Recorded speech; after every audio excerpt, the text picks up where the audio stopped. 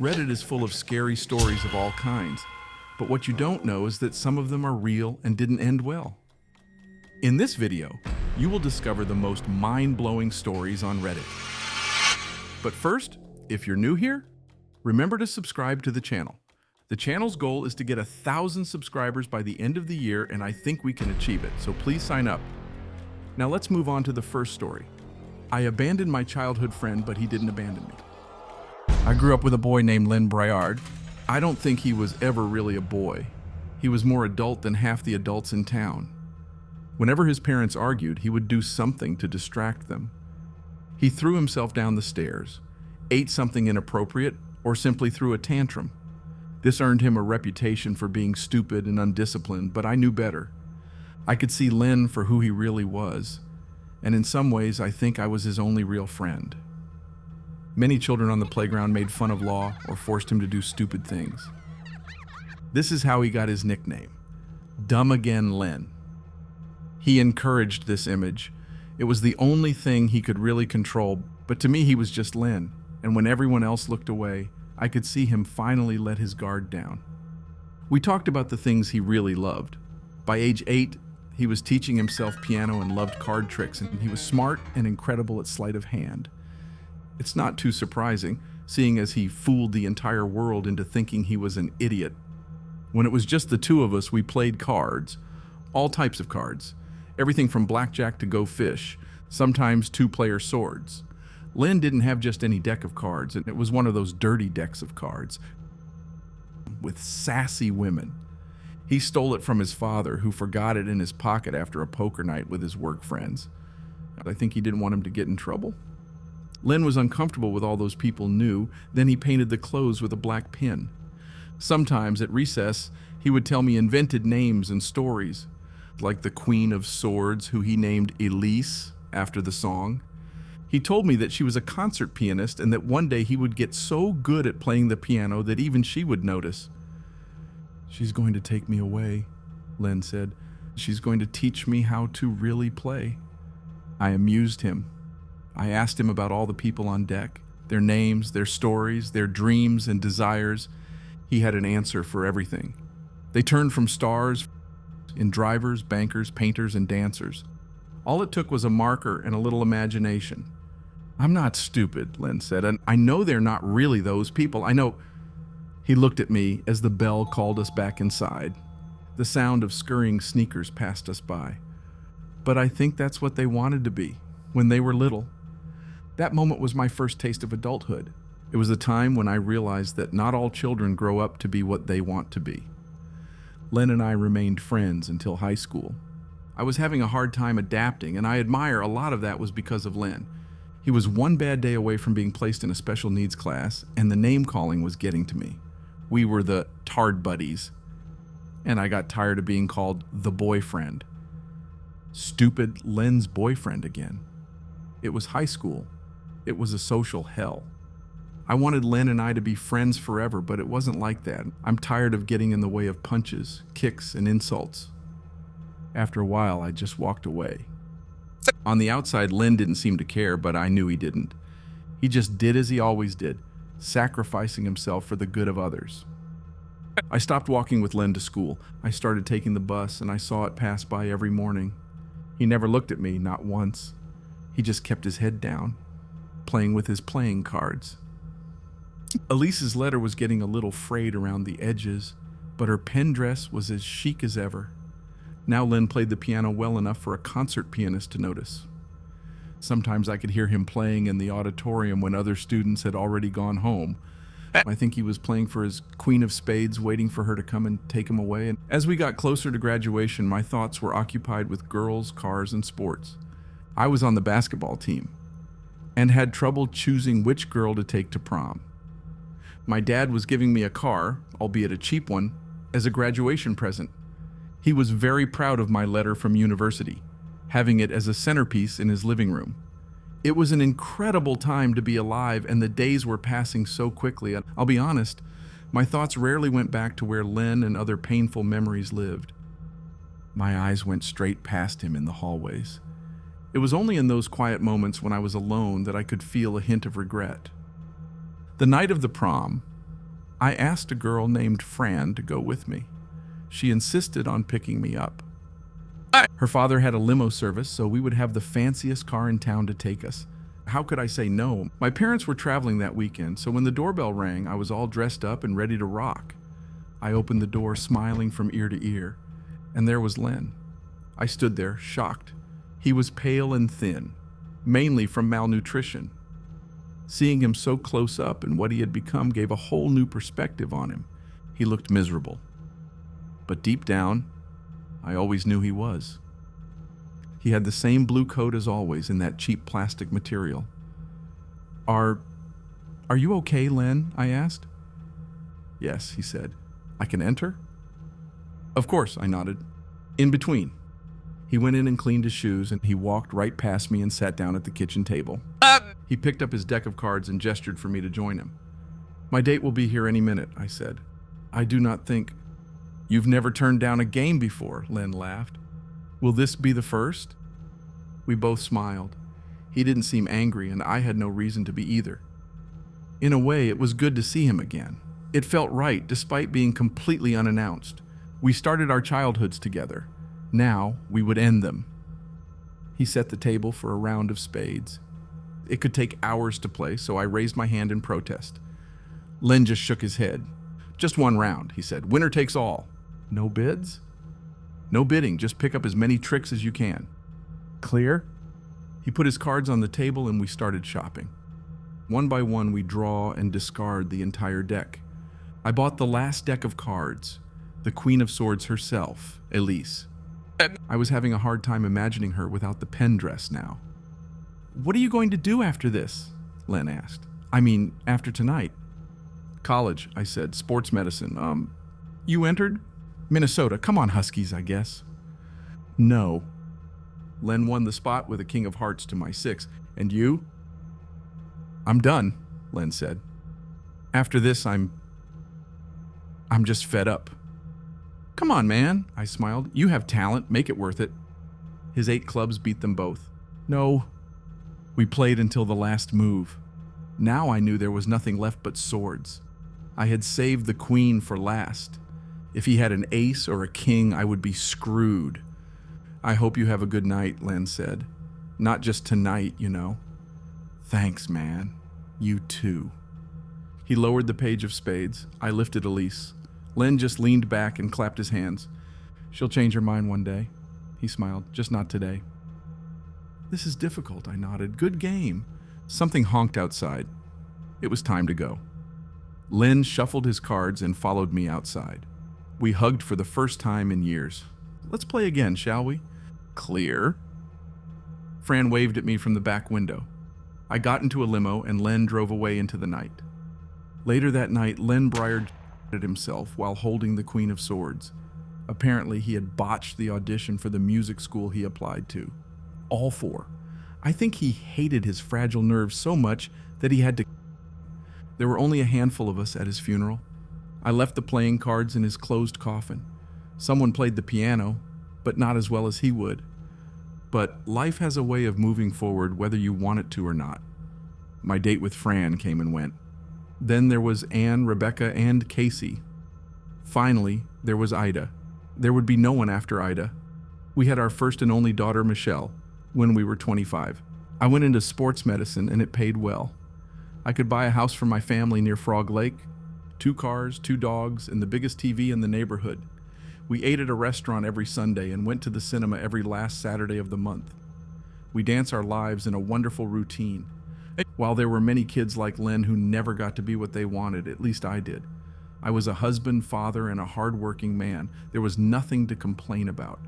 As the years passed, I found myself on the night of my daughter's prom. Ida was more than excited and busy taking photos. I was in a strange mood. Ida was drinking with her friends later that night, and I was going to drown my nostalgia in a few of whiskey.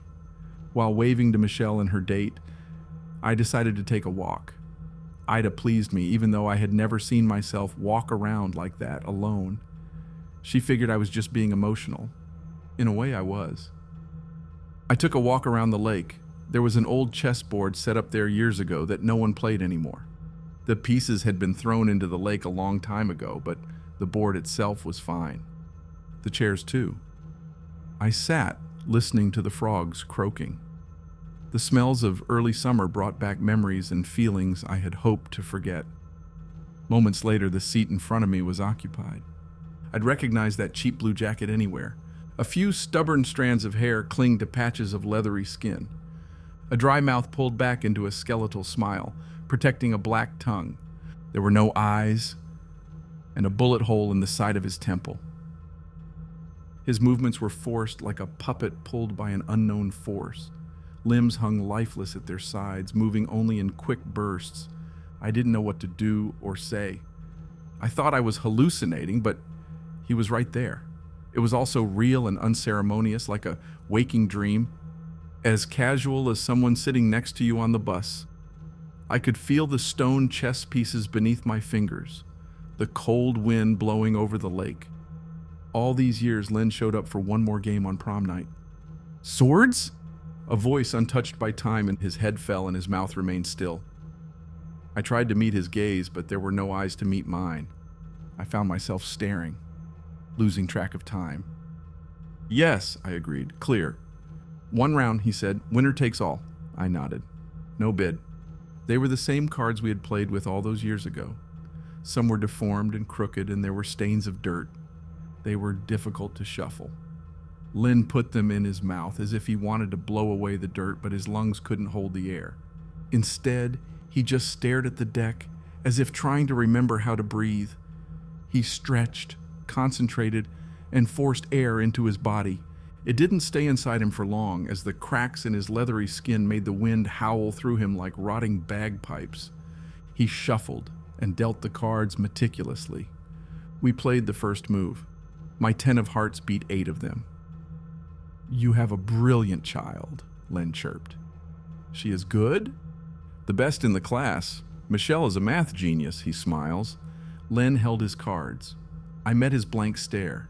There was something there, something sinister, like an unspoken threat. That's not what I asked, he said. I asked her if she was any good. She's good, I said. You would know if you knew her. Fair. King of clubs. There's no way I can get over this. Letter by card, the game continued. I had a hard time keeping my mind in my hand. Len was taking a long time to choose which card to play, and his broken fingers kept fiddling with the cards. It was hard to tell if he was just being deliberate or working against his decaying fingers. Frog Lake had gone quiet, and the birds had long since fled. Why did you do that, Len? I asked, playing the 9 of hearts. I lost, he said. The queen went with you. That doesn't mean you had to go. Yes, it happened. I always hoped that he would find peace.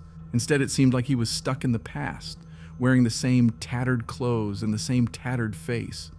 Perhaps no God or life after came to get him. Perhaps some people fall so far from the collective mind that even the forgot about them. It was a balanced round until we reached the final spot. I had no idea what he had, but I knew neither of us had played the Queen of Spades yet. I played my final and highest card, the Page of Spades. The Queen may have been ruled out when we first picked our cards, but I had my doubts. Something about Len was different. There was a smile there, somewhere beneath the rot. Of course, he played the Queen of Spades. Elise, the love of his life, finally came to him. Winner takes all, he grumbled. Good game. Well played, Len, I said. You deserve this victory. Finally, he laughed, I can be whatever I want. It was as if a force was pulling him onto the chair, like a doll breaking bones. Old tendons and tissue disintegrated as he moved. A wisp of dust rolled out of their sockets like tears from a tomb. Finally! His skin dried out, his lips pulled back. In the blink of an eye, it decayed in front of me, scattering its dust in the wind. Particles of Len spread throughout Frog Lake, leaving nothing behind. His letters danced in the wind, scattered along the lake shore. I came home and sat at the dinner table, shaking like a leaf. I poured myself a shot of whiskey, pouring it onto the counter. Ida was still with her friends, leaving me alone in that big, empty house. I'd never really noticed the echo of my shoes against the kitchen tiles until now. 2 of whiskey went by and I had to use the bathroom. I relieved myself and washed my hands, taking a quick look at myself in the bathroom mirror. I looked older. I tried to process what had happened, what I had seen. Len, the idiot again. Winners win everything. The words came from me, but I wasn't the one who said them. They were forced out of my mouth like a sob. A realization dawned on me. I couldn't feel my hands. I wasn't making those movements. It wasn't me who said those words. I saw my image in the mirror twist and turn, growing older. My wrinkles got deeper, my skin tightened. Second by second, I could see my life melt away, transforming my image into that of my friend. Sunken eyes, cracked skin, clumps of hair falling out. I can be what I always wanted. Looking down at my hands, I saw that nothing had really changed. The face in the mirror was mine, but in some ways it was different. A thin veneer hiding a rotten core. I could feel Len hiding just beneath the surface of my face, itching to get out. I felt my hands taking something out of my pocket. My keychain. My legs were moving. I was out of control and I couldn't even speak in protest. The same invisible threads that had pulled Len were now pulling me, leaving me defenseless. My body entered the closet, grabbing a safe from the top shelf. A key so small to hide a so dangerous. I checked my phone, loaded a comb, and watched my fingers scroll name after name of friends, family, and acquaintances. Smiling faces and nicknames. The whole time I was screaming inside, screaming to stop, to get me out of there, screaming to play another round, to listen, whatever it took. But that wasn't how he was going to play. He had finally won and was going to claim his prize. As I heard the front door open, I felt my soul plunge into a deep primal panic. A hole in my mind where nothing but terror existed. Dumb again Len was going to take everything from me, one bullet at a time. Then the front door opened, and I felt my body smile. Taken from a hotel to be eaten. In early August last year, my husband Quarren and I went on vacation. We were going to do some tourism in one of the biggest cities in the South, but our trip started badly. We were stuck at baggage check-in for 2 hours. The self-service machines were unable to read our passports. When we finally managed to get through, we were stuck at the security checkpoint and had to go through all of our luggage. Because of all this, we missed our flight, and in turn, our connecting flight and a hotel transfer. We were not satisfied. After rescheduling, we ended up with a total of 7 hours of delay before arriving at the hotel around 11 p.m. At that moment, we discovered that we had double reservations. They were packed. I was about to explode, while Quarren looked like he was about to sink into the ground. Fortunately, the hotel had a second location in the city center. It was more modern, a little more expensive, and overall nicer. As a courtesy for their mistake, we got a replacement suite, an upgrade. Finally, a little luck, right? We took an Uber there. The place was practically new. They had an electronic system where you didn't get a key. You got a personalized code that worked on all the doors. Quarren took care of the codes while I checked us in. There was a 24/7 bodega with organic snacks, wine, and drinks right near the lobby. A sushi restaurant that closed at 11. A sauna, a gym, an indoor pool, and a lot of complimentary things. Some free clothes to take home and a bottle of white wine with a little "for your inconvenience" note attached. While Quarren showered, I ordered food and unpacked our bags. We had been traveling all day and all the nearby restaurants were closed. As instructed, I included the code for the external doors so they could leave the suitcase at our door. We got our late dinner when I was halfway through the shower. Quarren happily shared how he was going to town on our request. Apparently it was so good, and there was barely anything left. Bastard. They included 2 extra orders of tiramisu as a little treat, but I couldn't eat them. It had coconut, my only allergy. Overall, that night turned out to be really good. We shared a warm meal, watched The Office, and went to sleep. We talked a little about our plans for the next day, choosing one thing each from our preparation list. A tour of the local distillery, a visit to the museum, dinner at a steakhouse, the good things, So after a long day, we called it a night, but that's where the story begins at 3 a.m. that same night when someone opened our door. See, one thing I hadn't realized was that the code for the outside door was the same as the code for our room. It was a unique personal code system. Quarren was the one dealing with it, and I hadn't thought much about it. But what I had accidentally done when ordering food was essentially handing a stranger a key to our room, and this stranger was walking through the door. I tried shaking Quarren awake, but he didn't react. He was completely out of it, to the point of worrying me, and I could smell a sour smell on his breath. My mind wandered back to the order we had received and that extra serving of tiramisu. I hadn't eaten either, so he had eaten both. What if it had been mixed with something? The door hinges creaked, and I didn't know what to do. I'm 1.60 m tall, unarmed, and wearing underwear. I decided on a whim to pretend to sleep. If they were just there to steal, at least I would be unharmed. They expected us to be asleep, so as long as I played along, I would be fine. I held Quarren, closed my eyes, and waited. Careful steps crossed the hotel carpet. The door closed. A slow pace back and forth beside our bed. I counted at least 2 people, maybe 3. Someone could have stayed near the door. "Just the guy," a man whispered. "Bag him." They were unwrapping plastic.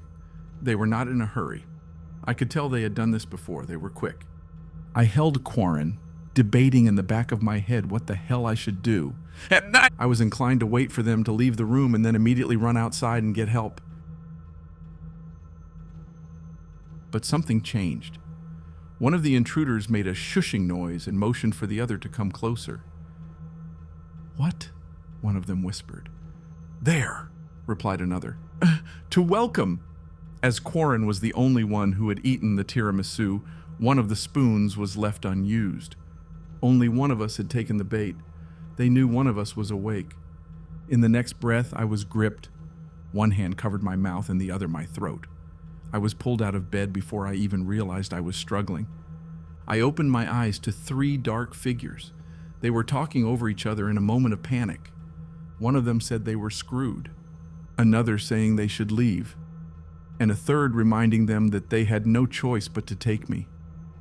One was pressed against the back of my neck. One word, and that's it. So we caught him. Did you understand? I did. I stayed quiet. I couldn't bear the thought of Quarren waking up without me, but what choice did I have? "Get dressed," they demanded. "Now!" They took me through the employee area, past the laundry room. There was only a skeleton crew working at the hotel at night, and most of them were in the reception area. These 3 could take me out the back like it was nothing. Just outside, they had an inconspicuous sedan marked with a fast food delivery service logo. They were still talking as they put me in the back seat. They had to improvise a little. They were supposed to take Quarren, and he was supposed to be passed out. I was wide awake, trying my best to memorize details about the intruders and their vehicle. One of them the belt and tied it around my head like a makeshift blindfold. They couldn't drive with masks on. That would get them pulled over. They tried to camouflage my blindfold a bit with a trucker hat, and at first glance, you'd be forgiven for not realizing it was a kidnapping. "Why did you want to bring the guy?" asked one of them. "Less hair gets stuck in the drain," the other muttered. More. Sitting in the back seat of that car was surreal. All the familiar sounds of a peaceful journey, braking, acceleration, the click of the indicators, but all the time I felt the pipe of a poking my side, right next to my heart. We were going very far. There was at least a 40-minute ride, and we went through a tunnel at some point. We must have used the highway. There were many cars overtaking us, so we pulled off the road. The road became rougher, and the sound of other cars disappeared. When we stopped, they all breathed a collective sigh of relief. Out now. They put their masks back on and took off my blindfold. I only got a brief glimpse of the outside area before they pushed me through the door. It was a large, old industrial site, probably abandoned. There was a chain-link fence along the property. There were no lights outside, but the place had power. Upon entering, the temperature dropped. Somewhere nearby were these large fans creating a powerful draft that swept through the building. I couldn't see them, but even from the hallway, I could hear them. The place was almost frozen. I had just put on my pants, a shirt, and shoes. I wasn't even wearing socks. One of the attackers went ahead while the other two stayed behind. We were in a long hallway with a door at each end, one leading outside and one leading further inside. We stood there for a few minutes as I heard loud voices in the room ahead. Those who stayed with me didn't say a word. They just looked straight ahead, keeping a pointed at me. Any word. The door on the other side opened. The third attacker returned, now in the company of what appeared to be a woman. She had sunglasses and a white face mask and was dressed in what can best be described as a dollar store doctor's uniform. She looked upset and was scolding the man in a foreign language. I'm not sure about the origin, possibly Southeast Asian. One of the two men holding me looked frustrated. He grumbled. "Hey," he said, "what is the word?"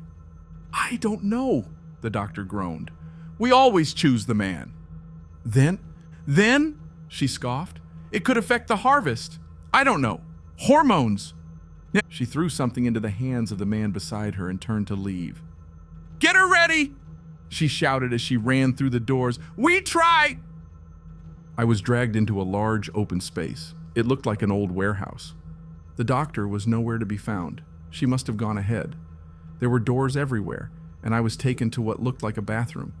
They started holding me down and shaving my head, those long tufts of brown hair sinking down the drain. I hadn't had short hair since I was a kid. I felt not. They only took a few seconds. They were fast, practiced. They took me to a pair of double doors. One of them checked a digital clock. Another opened and tested a padlock. There was a collection of buckets by the door, stained by something thick and blue. Time? 4 and 10. 4:10 or 4:11? 4 and 10. To check. They made a note on a piece of paper taped to the wall. Should we record it? It doesn't matter, said the one with the padlock, matter-of-factly. It's been weeks. He is hungry. And that was it. The doors opened and I was pushed inside. The doors slammed shut behind me, and I was alone. The padlock clicked and the chains tightened. I stood there for a moment, not even beginning to understand what was happening. After a few minutes, I woke up. I didn't die immediately, so I had time to map out the space I was thrown into. I was in a hallway that branches off in 3 different directions. I was under the impression this was recently built. The hallway was no more than 8 feet wide and had been wallpapered up to the ceiling. It had an uncomfortable spiral pattern, a combination of white, brown, and purple. I'd never seen anything like it before. The floor was covered in thick gray carpet.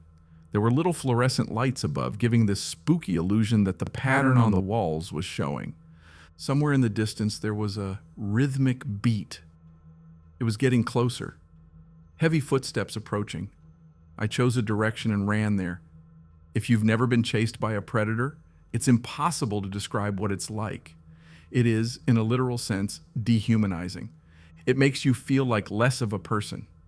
You become an animal, one thing, prey. You have to look at yourself and what you are and what you can do in a completely new light.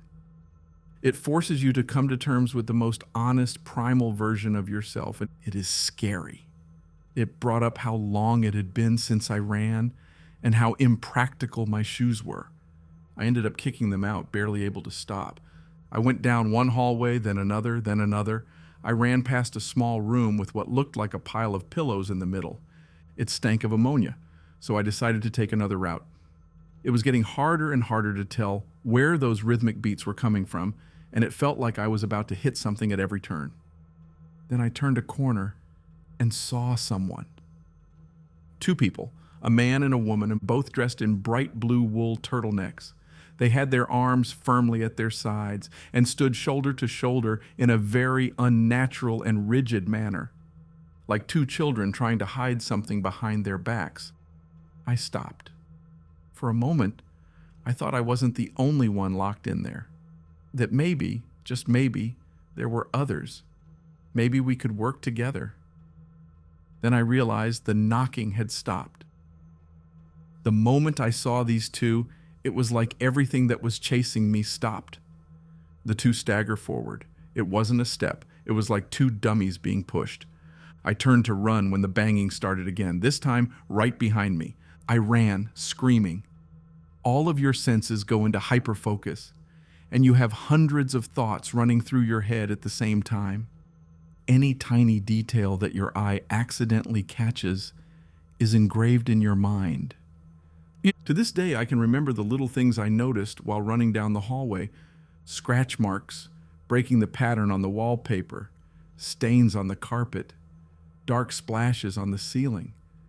I ended up going back to the room with the pillows. I decided to hide. Hurrying over, I realized it wasn't just a pillow room, it was some kind of lair. There was debris, twigs, leaves, flowers, dirt. I dove in and covered myself with as much as possible, ignoring the smell. I only had a few seconds. I was so panicked that I almost swallowed a flower petal, some kind of dried blue sunflower. I held my breath and had hope. The noise got closer, then it slowed to a slap type, clicking. From where I was hiding, I could barely see anything. I could kind of see the edge of a turtleneck sweater. Then something changed. Now, I only saw the silhouette. But what I saw just didn't make sense. It was those two people I had seen, but they were kind of moving. His arms twisted at an unnatural angle, looking more like insect jaws. Their heads bobbed back and forth like some kind of growth or tail. Your vibrated and stretched as they slowly fell apart. There weren't two people. They were just one thing, pretending. Seconds later, something grabbed my leg and I was pulled out of the nest and dragged away at a violent speed. I fell back and forth, hitting the walls with each sharp turn. I broke 2 fingers on the second turn. I couldn't turn around to see what had grabbed me, so I tried to hold on to something. Anything. The carpet, the wallpaper, the walls, whatever I could. But the force was too strong. There was no way. Then it stopped. I rolled onto my back and came face to face with my attacker, and I didn't understand. To this day, I have difficulty describing it. There were so many moving parts, segmented muscles like living steel wires, jaws and a beak-shaped mouth, pieces of bright blue hair covering 4 ends and part of a chest, a pulsing abdomen, something warm dripped onto my leg, Nanny perhaps, or a mild acid. It was the same color as the stains on the buckets I had seen near the door leading to this place. It was a strange blue, and for some reason, that detail just stuck. There were so many small movements at once, and I couldn't even get an idea of how big it really was. It looked bigger than me, but it might just have long limbs. I could not understand. It looked insectoid, but its movement seemed calculated and intelligent. So, pain. A bright, burning pain. I mentally blacked out. I thrashed, spasmed, and kicked. He caught me by the leg and something sharp pierced my thigh, poking my... I could feel my muscle pulling away from me. He was going to break. I've never felt so vulnerable and exposed, to feel so mortal. It scars you in ways you can't understand unless you've been there. Then he walked away and let me go. Jaws moved, snapping, squeaking. I'd never seen anything like this before, but I got it. It was such a human movement in a way. It did not like me. I had bad taste, and that made him angry. He disappeared down the hall. I stood there panting. I didn't even try to move. I knew it would hurt more than anything else. A few minutes passed, I think. Maybe an hour. It was impossible to say. In the distance, I could hear the lock click. Maybe my captors had heard my screams and figured the thing had finished me off. Anyway, they were coming. Yep. But the moment I heard the door open, things suddenly changed. Screams and screams, knocks, pops, clicks, squeaks. There was a single noise like a large rubber band snapping in two when a scream suddenly stopped, panicked voices getting more distant. I sat up and used my arms and one good leg to move away. It took a long time, but it was the only way I could move. I didn't dare look at my thigh, but I realized it looked ugly. At least 5 centimeters. I figured I hadn't hit an artery at least, or I would already be dead. The moment I could see the double doors, I knew something had gone terribly wrong. The door was covered in a huge stain of still dripping. Walking out the door, I saw the result of something. The floor was covered in viscera. Some were still moving. I couldn't tell where one person started and the other ended. My hands became slippery as I crawled down the hallway inch by inch, and there was still an occasional scream. Someone was being chased. Crossing that room was a nightmare. Every now and then I would recognize something human, like a hand or a piece of a leg. I just tried hard. I was doing the movement out of habit at that moment. I couldn't stop even if I wanted to. A final scream stopped. All that was left was the sound of dripping and me dragging my injured leg across the floor. In the long hallway leading outside, I found a pile of torn fabric. I didn't want to look, but I could see a piece of jeans there. I remembered one of my attackers wearing jeans and decided to take a chance. I had to feel my way through something I won't even try to describe, but I found my car keys. As I walked outside, I managed to brace myself against the door and limp. Something must have touched a nerve. I had trouble moving my foot. It didn't even hurt. It just didn't work right. I got to their car. My hands were pale from the loss of blood, and I couldn't stop shaking. Looking back, there was no trace of the thing they kept there. I went in, locked the doors, and took a deep breath. Looking back, I noticed something at the entrance. The doctor. She was leaving the building, dripping with unspeakable things. She seemed unharmed, but she must have been in the middle of the chaos. She could barely stand and just looked haunted. One empty fell from his hand. She looked at me briefly and then just walked away. The word that came to mind was defeated, empty. I looked down for a second as I put the car in reverse. Looking up, I saw that thing. He was standing at the entrance, looking again like two people with blue turtlenecks, stained with red. He looked in my direction as if he was considering whether or not to let me leave. For a brief moment, it was quiet. We just looked at each other. So he simply closed the doors and retreated inside. I managed to get to a gas station. The owner called the police, and the rest is history.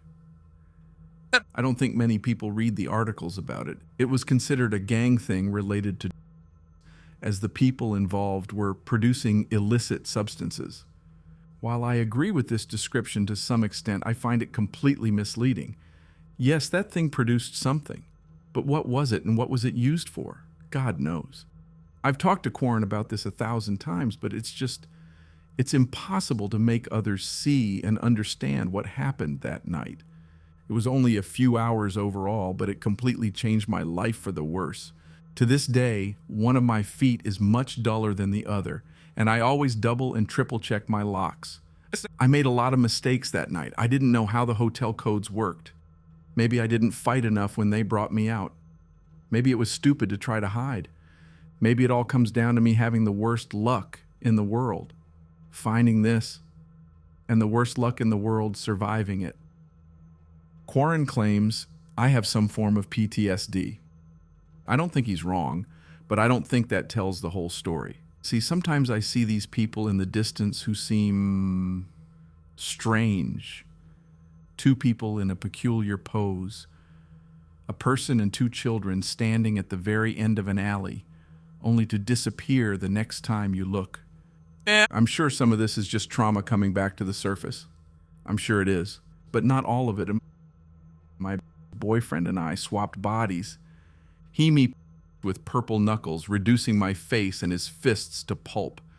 And when my body lost the ability to protect me, I let my soul wander to the plane of thought. Terribly, however, I no longer recognized him. My inner utopia, once a pleasant field of my childhood memories, was infested with black and blue weeds. Long tentacles that grew and grew, obscuring my vision in a way that returned me to the agony of reality. Even my mind had been desecrated by him. And I wondered, as always, if the Jensen hurt more physically or psychologically. Not that it mattered. Nowhere was safe. I longed for more than mere detachment from my body. I longed for detachment from myself, be someone else, any other person. And that wish was granted. "You're pathetic," Jensen whispered. The outline of the man was created by the bright glare of the headlights. A colorless hulk hovering over me, the injured woman at his feet. His clenched fists spilled drops onto the deserted road, and I felt his repulsion without seeing his eyes. All I thought to do as he stopped was to finally roll onto my stomach and shield my face from his fists. "Look at me when I'm talking to you," he shouted. I gasped as he pressed the ridged sole of his boot into my neck, sending me sprawling into the gravel. Limbs sprawled, pressed painfully against the road. I fought in fear to cherish those last moments of life, only managing to dive into a deeper level of fear. "I'm trying," I stuttered. "Do you know how that makes me feel?" he asked. "You were parading around the dance floor in those shorts like a filthy dog. And those men were looking at you. They were looking at me for not stopping you," I cried. "You always say you like those shorts. You say—" Jensen squeezed my throat harder with his boot, obstructing my airway. My eyes watered, snot clotted my nose, and lights and colors dance as my head starts to feel airy. "You were trying," he claimed, "putting ideas in their heads. I really thought you were different, but you're just like any other woman. Cheap and brainless. It's only good for one thing, and you're not even good at it. Terror is one thing, but there is no word for the primitive helplessness that immediately precedes the moment I realized that neither fight nor flight would save me.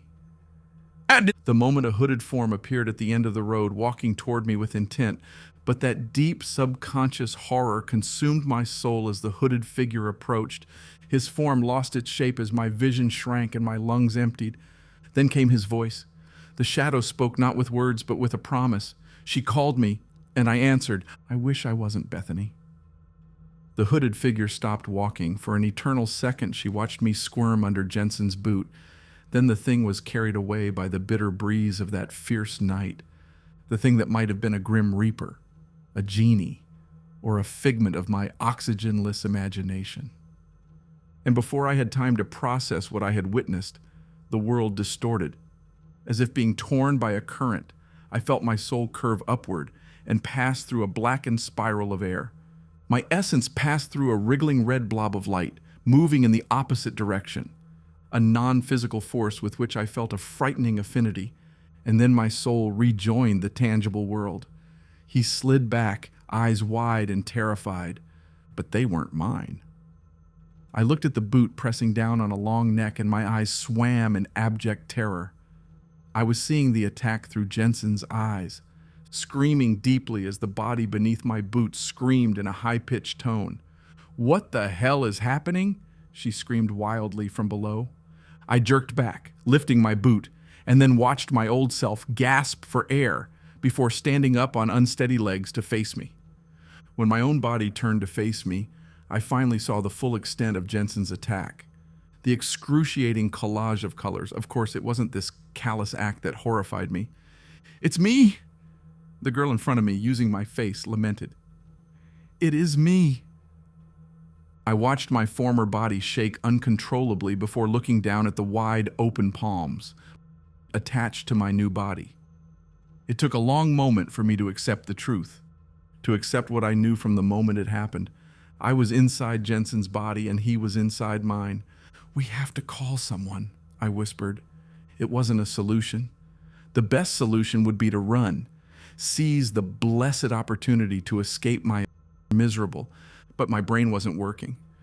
"Bethany," Jensen murmured. "And you? What is happening?" "I don't know," I whimpered, backing toward the car. "Let's get off the street." "You did this to me, didn't you?" he asked suddenly, as if coming to a grand realization. "Ace." Jensen, dressed in my skin, began weakly hitting my new body with shaking fists, barely making a dent in my well-padded gut. He didn't understand what weeks of neglect had done to my body. Now, your body. For months, Jensen isolated me in his country house. It imprisoned me. Now I accept it. He seemed perplexed that my body had been so weakened by both near starvation and his cruel beating. The lack of understanding terrified me more than anything. This solidified the man's lack of humanity, that he only saw me as something subhuman. But I did understand. I felt the new body I wore. I felt a sensation that had been lost to me for years. Can't. Not the malevolent kind that tormented Jensen's mind, but the kind that made me feel safe for the first time in a long time. And I found myself reflexively doing what I wanted to do 4 years ago. I took Jensen's fragile fist in my hand. Not violently because I didn't want to hurt my real body, but I had to act. I've never felt so encouraged to act. This was my first and last opportunity to escape the monster. "Get in the car," I ordered. He didn't protest. Jensen inspected his shaking fists, which had held no power over me, then turned his eyes to me. I don't know what he was thinking. Whether or not he had finally seen me as more than an object, whatever the case, he complied. We got into his car silently, and I sped off with no destination in mind. I simply had to escape. Far from the stain Jensen had left on the road, the place that would have been my end if the hooded figure hadn't arrived. "We need to go to the hospital," he panted, gripping the handle above the door to steady himself. After 10 minutes of working on adrenaline while winding through winding country roads, I found myself thinking about something. I found myself looking at Jensen, who was shaking in my old body, struggling to control his breathing. And then my gaze was drawn to my new, strong, oil-stained hands, holding the steering wheel. I thought about how close I was to meeting my end, mere moments before our souls were swapped between bodies. Why am I trying to save you? I wondered. I should have left it on the side of the road. I reminded myself that he still lived inside my real body, a body I wanted back. And I pretended to hold back for that reason, but the truth was I just didn't want to hurt him. Even with his violent bones and massive muscles at my disposal, I didn't want to do this. I felt disgusted, actually, at the prospect of ending up with someone. If Jensen had attacked me again, it would have been a completely different story. In our new bodies, I would have been able to defend myself. But Jensen seemed to have withered, apparently realizing he no longer had any physical control. Still, I didn't need to hurt him to channel my newfound strength. I just needed to change the dynamic. "Let's go to Frankie's," I said firmly. "No, we're not," said Jensen. "We've already talked about this. Running away from me won't solve your problems, Bethany. Plus, you hated living with her. Why would you want to go back there if—" "Let's go to Frankie's," I reiterated harshly before composing myself. "If we go to the hospital and tell them what happened, they will admit us. We have to be smart, Jensen. If we want help, we need to go to someone who believes our story. Frankie is the only person I trust." "She's crazy," Jensen scoffed. "Why would we tell her?" "I don't know what happened to us." "And you?" I asked. "If anyone has the slightest idea, it's her." "Why? Because she believes in the healing power of crystals and fucking alien frequencies?" Jensen laughed, spitting. What she believes in is not real." I gripped the steering wheel fiercely, not knowing if the anger belonged to Jensen's corrupt body or my mind. I was haunted by the prospect of becoming him. The prospect of using his body so comfortably that those evil thoughts and unbalanced whims crept into my soul. "I don't know if you noticed, Jensen, but it's very real," I said coldly. "We're going to Frankie's house, and that's final." Jensen didn't respond. I expected a rush of endorphins having finally let go, but that feeling never came. As we drove to Frankie's house in silence, I simply spiraled into deeper fear. The only thing more terrifying than hearing him talk was hearing nothing. It was deceptive to see my own body sitting next to me, but I remembered that behind those eyes lurked something deeply disturbing. And the spiral only deepened when we found an eerily familiar Ford Ranger in Frankie's driveway. The red paint, worn away by time and several collisions, the derogatory stickers, pasted like badges of dishonor on the rear window. It belonged to Jake, Jensen's closest friend, and I had no doubt that my boyfriend's group of like-minded degenerates would have come along. "Why are they here?" I gasped as I parked at the curb behind the car. My tormentor slowly left her lips swollen and bend into a horrible smile, one that didn't belong on my face. "Jensen!" I shouted as he opened the passenger door. "Come on," he laughed, appropriating my laugh. "You wanted to talk to Frankie. Let's talk to Frankie." As I ran out of the car to follow him, my mind raced with possibilities. I concluded that before the attack, Jensen must have told his friends about our argument. I should have told them that I had threatened to keep Frankie for a while, and he had clearly conspired with his friends to meet there. I feared for my friend. I feared for all of us. Jensen knocked on the door. "Wait just a second," I pleaded softly. "How are we going to explain what—" "We're not going to explain anything," Jensen said. "Do you want them to think we're fucking crazy?" "So are you going to pretend to be me?" I asked in disbelief. Jensen frowned, clearly not having digested the situation properly. Not even I honestly sympathized, as I felt the same way. I sympathized because I had been linked to my for years, long before this paranormal anomaly. I just wanted everything to stop. I wanted everything to go back to normal. For the first time in a long time, I actually wanted to be in my own body, and I never thought I would feel this way again. The front door was opened timidly by a frightened Frankie, and the words didn't leave my mouth before she inhaled sharply. "Beth," she whimpered, casting a disgusted look at me, the one wearing Jensen's skin. "What happened?" "Nothing," Jensen replied from my lips. "He crashed the car." "You need to go to the hospital," Frankie said. "You said that too," I pointed at Jensen, desperate to leave. "Frankie, would you like to come with us?" "I'm not going anywhere with you," she grimaced. "I was being silly, honey," Jensen smiled at me. "Are just and bruises. They will heal. You are so dramatic."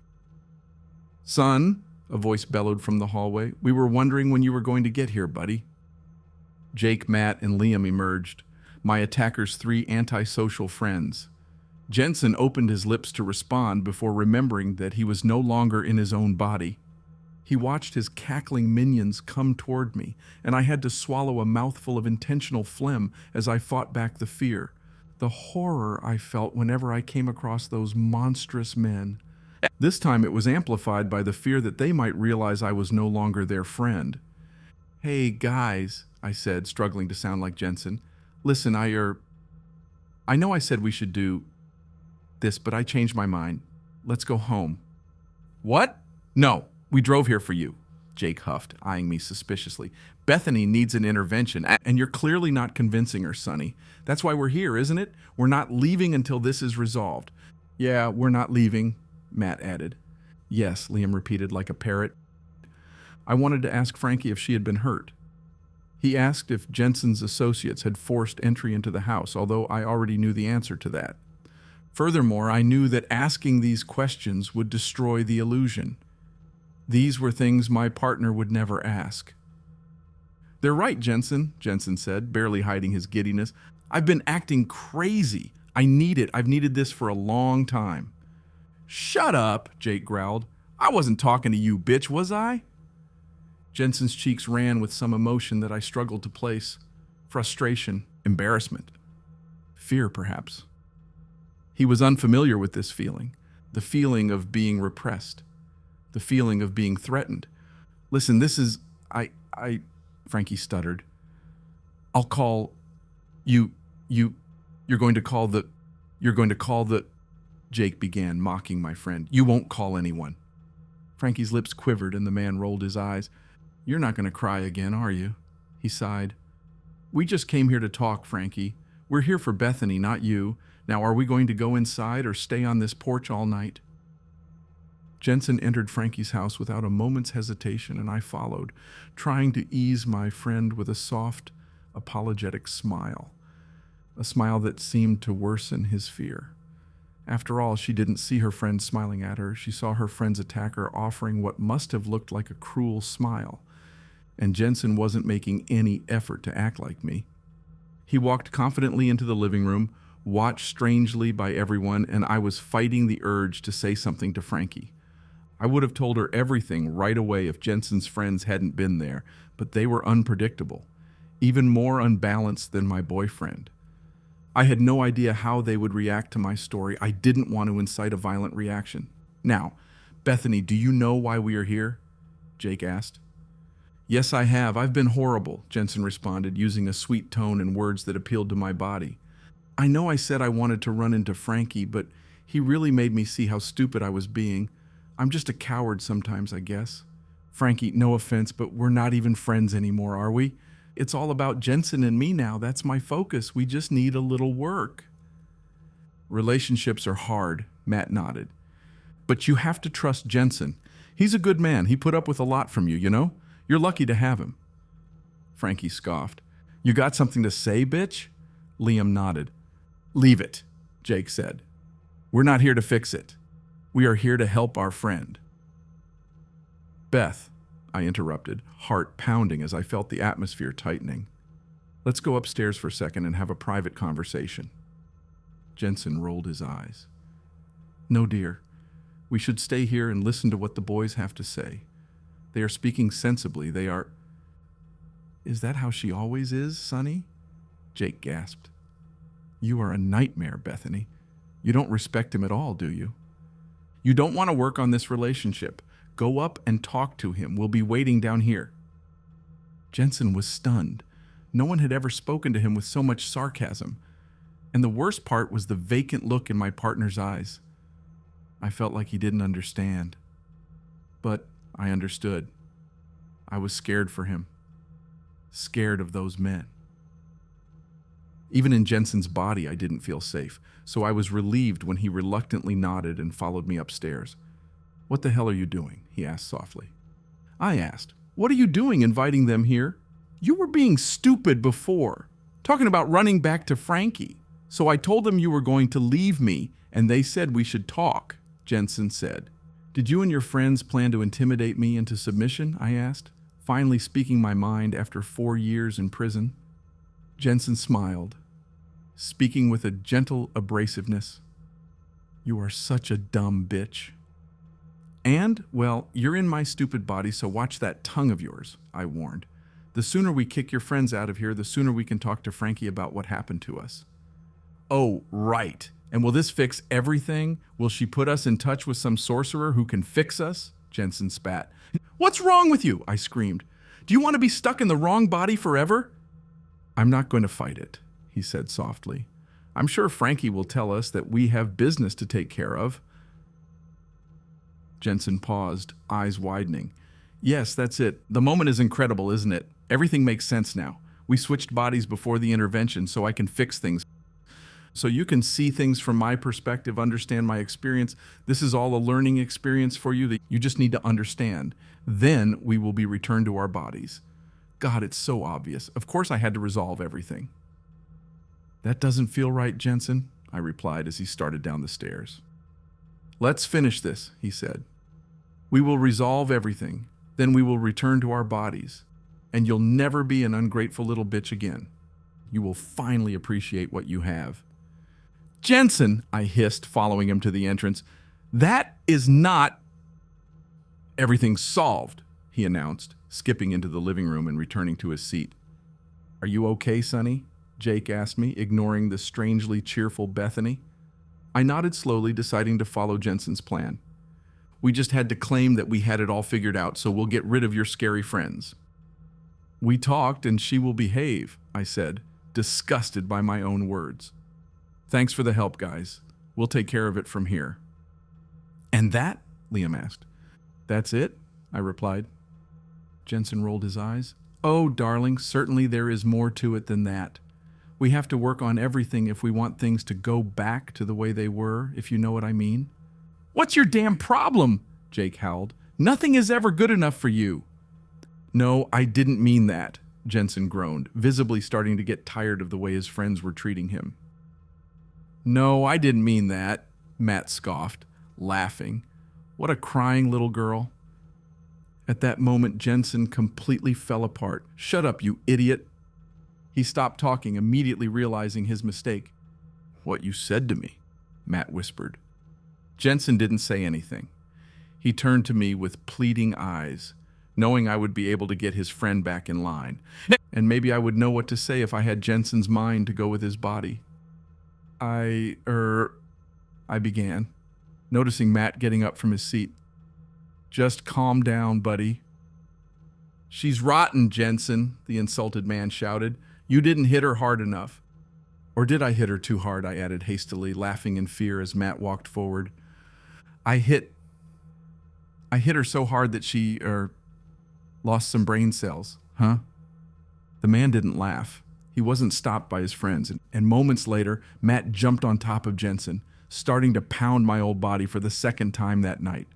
Frankie started screaming when I got up to join the fight, but the other two men got up in unison. Before I could save Jensen, who was writhing on my emaciated body, his friends forcefully pulled me out of the way. "This has been a long time coming, Sonny," Jake whispered in my ear as Matt reduced what was left of my body to a pulp. "She's not of high value, mate. There's no way to fix it. You should have broken up with her sooner, but that's okay. We will do it for you. It's what friends do." Jensen fought bravely as his friend unknowingly attacked him, and then my boyfriend's eyes widened when he realized that my fragile and exhausted body did not have the physical strength necessary to escape. Yet despite this, your terror pales in comparison to mine. I was forced to endure the external nightmare of seeing myself, knowing that all hope of returning to my true form too. After a minute of relentless aggression, Matt finally stopped swinging his fists, and Jensen stopped moving, and my body stopped moving. "No!" Frankie screamed, finally working up the courage to run out of the room. "Stop her," Jake ordered calmly, turning his head away from me for a moment, and I thawed too. With an elbow to Liam's face and a knee to Jake's gut, I slipped between the surprised men. Then I followed Matt and Frankie out the open front door. "Help!" she screamed, running into the street with Matt in tow. Moments before the man grabbed her, I lunged forward, my arms around his stomach, and threw him onto the asphalt. "What the fuck are you doing?" he asked breathlessly as we were on the road. "Get off me, you asshole! A saw everything. We have to..." I responded with a well-aimed blow to the head and was stunned, once again, by the sheer strength of Jensen's body. My fist hit the man's temple, and he went still. Frankie stopped running, watching the scene in silent confusion. "What's going on out there?" Jake called from the front door. "Jensen? What are you doing?" Frankie asked as I stood up. "Frankie, I need you to listen to me," I said, slowly walking towards her. "We have to get out of here." "You killed Bethany," she sobbed, staggering back with her arms outstretched, desperate to escape me. "You are monsters, and you will all rot in prison. Help!" "It's me, Frankie," I said. "It's Bethany," she choked. "You are sick. You are all sick." 2007. Camp White Howe. You told me you had never seen anything as beautiful as that blue and purple butterfly. "Remember?" I asked. "We were looking at the stars and..." "No," Frankie gasped, haunted by my words. "That isn't your story. That is not..."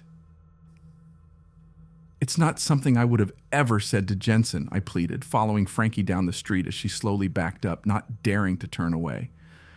"I'm Bethany." "Catch her, Jensen," Jake ordered from a distance.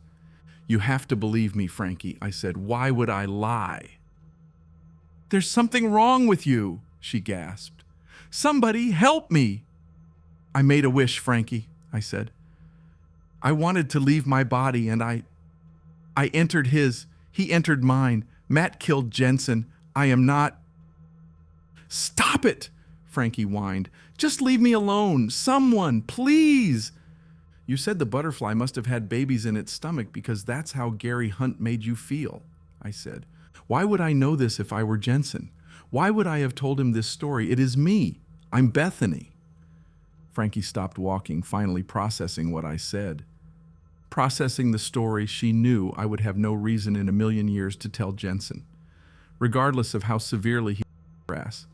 I think she already figured it out, though. Fixing her eyes on me, she saw something she had never seen in Jensen's eyes before. Emotion. "That's why we came here," I continued, noticing Matt's grunt behind me. "You must know what caused this, Frankie. How did I end up in his body?" "Why would I know anything about this?" she asked. "I don't know what's going on. Is this even real? I'm having a psychotic break." "I saw something, Frankie. Came to me in a hood. Offered a way to escape my... I just had to want it. And he granted that wish in the most terrible way," I said. "I told him," Matt interrupted, grabbing my shoulder. "I told him we shouldn't help you. You're a coward, Jensen. And you are weak. You were really going to save this..." instead of us, huh? Screw this. We did this for you. But I'm not going to prison for you. I didn't even want to be here. I turned to face him, raising my hands defensively. Matt, I'm sorry for hitting you. Just let her go, and we... My words were interrupted by two firm hands grabbing my throat tightly, and the loop of the night was complete. Like a terrifying cosmic joke, I found myself at the beginning feeling life squeeze out of my soul.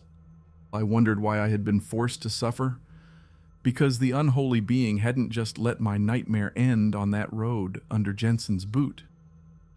The sound of something heavy against and bone brought me back to life. Frankie had hit Matt in the head with a rock plucked from the grass at the side of the road, freeing my neck from his grasp. His body fell onto the road. I don't know what I believe, Frankie whimpered, looking fearfully at the two men running into the street. How do I do this? I lamented. She shook her head, her eyes going blank. I had a friend who told me about... No, that's not it. What? I shouted, moving away from the two men. Tell me! He likes to see people suffer, Frankie whispered. He saves those who are on the brink of... but always at a cost. What is this? I asked. What did you do? Jake shouted, running forward and pushing my friend to the ground. Liam, no, I begged. Let her tell me what... You let her hit Matt, he interrupted, shaking his head in disapproval as he approached Frankie's trembling body on the gravel. Jake, I began. This is all a mess, sighed Jensen's friend. What happened next was neither mercy nor... It was simply fast. So terribly fast that I screamed a second after it was over. Jake crouched down next to Frankie, who was dragging herself back on her elbows, tears staining her face. And without even a hint of fury, the man thrust his arm forward. His hidden blade pierced Frankie's skull so quickly that she perished with a yawn of horror, perpetually stuck in her lifeless face. I screamed and turned around. Stop him! Jake yelled at Liam, who was standing there with a stupid expression on his face. But Liam wasn't as fast as Matt. It wasn't that strong, he wasn't that smart, which was saying something. I ran and never looked back. Never contact authorities. I ran and kept running to a distant city. Then a distant city. Then a distant country. Despite extensive research, I couldn't find anything about the thing Frankie talked about. But I know it was real. Not just because of my continued existence as Jensen, but because of the shadows, at the edge of my vision, that always pirouette out of sight. I know that hooded thing follows me, taste my trapped inside the body of my... A hellish existence that never diminishes, never ends. I could be stuck in this body forever. A constant reminder of the man who he before my eyes, dressing my body like a hideous garment. He finally saw the world through my eyes, if only for a moment.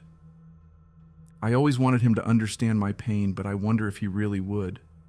Empathy and understanding are two sides of the same coin. I longed for the former, but settled for the latter as Jensen was incapable of compassion, even because he said he loved it.